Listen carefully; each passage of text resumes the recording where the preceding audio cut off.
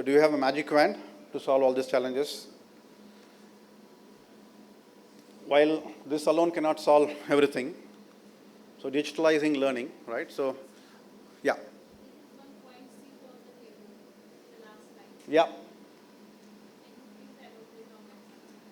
Yeah, so what I mean is you have an opportunity to sit on the board with the with the CXOs, right? So the CLO as a function is pretty new, right? You would have seen L&D leaders in the organization. The CLO has been talked about so much in the recent times, and they have become much more powerful. So any decisions at the board level, CLOs play a larger role today. So you have a seat on the table, which means I'm saying you have more power on the board. Clear? Yeah, so yeah.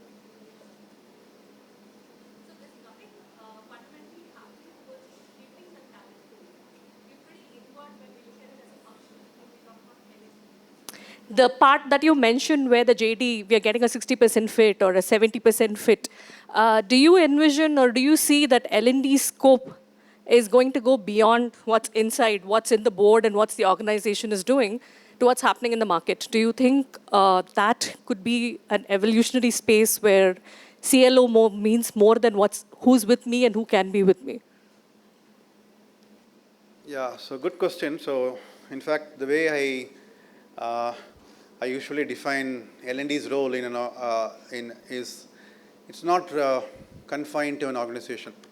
You're actually building better players for the industry, for the world, right? So I don't think everybody I train in my company are going to stay with me. I know they're not going to, not everybody, right? For sure, right? So the way I look at it is like you are creating skilled people for the market, right? So it is still it looks little you know philosophical, but that's how it is. It is like, right? So not necessarily they stay with you, and if you really invest that time and make them do well, a lot of and give them opportunities. I think those are the two problems that we have, right? One is making them, right, let's say Gen AI, right? So I train 15 people on Gen AI, and at the end of the training, we need to be giving them the right opportunities for them to play a role in Gen AI where they can put that learning they got.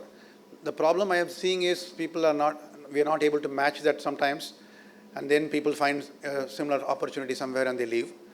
Okay, and asking your question on how outside it can go, we can definitely keep, like for example, in Maverick, we keep promoting on our LinkedIn platforms and all the social media platforms the kind of different learnings we are providing to the organizations. Then people talk about how they got benefited out of the learning opportunities they got and how they got promoted or grow in the organization. So that we are seeing is helping us basically attract talent. So definitely it is not just limited to within the organization. We can go and play a larger role outside as well. Yes.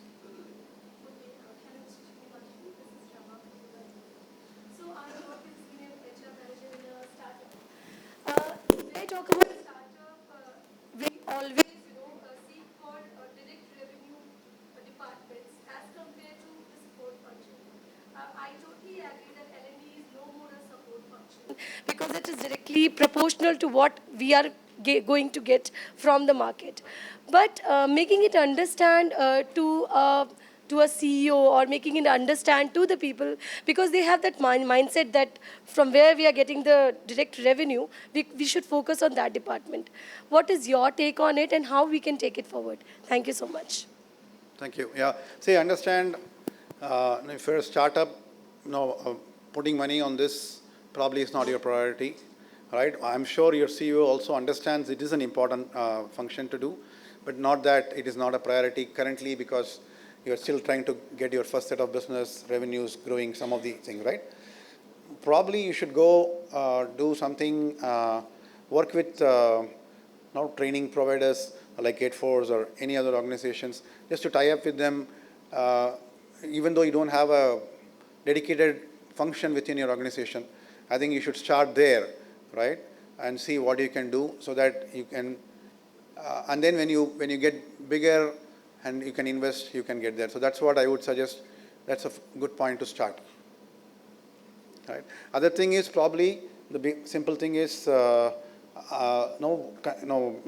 up with things like Udemy or a LinkedIn Learning, right? So you can even sign up for as low as 100 licenses, right? That will cost you somewhere like 10K per license, right? So you have to show that we as an organization are providing opportunities, and because you're talking digitized learning, that is the easier ones. Meaning, so there are multiple providers available now. They may even come at 7K, 8K. So start somewhere there, right? Show that as an organization you want to encourage it, provide them opportunities, right? See, for example, even in Maverick, right? So we are a 3,000 member organization, and we work with Udemy and LinkedIn. We don't have license to give for everybody, right? So we have hardly 500 licenses, right? So again, based on business priority, we assign licenses to people.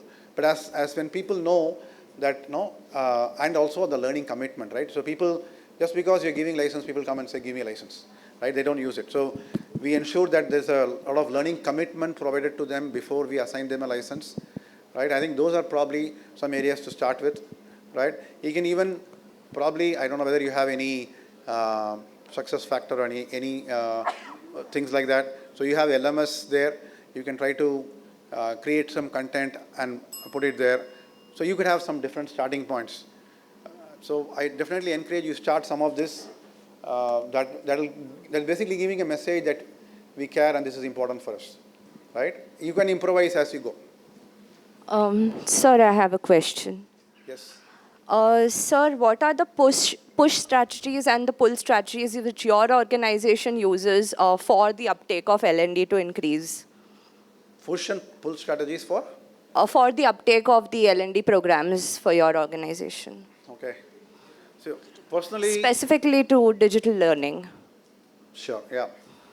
So personally, I believe learning can never be a push. Should not be a push, really, right? So you should, when you say pull, it has to be a pull primarily, but I know it doesn't work all the time. You need minor pushes always, but try to make it as much as a pull, meaning you have to make your programs very attractive. You have to make it more timely, more just-in-time learning for people. Your training content has to be more relevant, right? Properly sized, properly, right? So there are a lot of things that you need to do, right, to make it pull, right? So people are attracted when you announce a program, more people come into it, right? And then question on digitized learning, as I said, we have 500 licenses. We send out a message to the entire organization saying that we have so many licenses. If you're interested, like we ask them certain questions, like a questionnaire.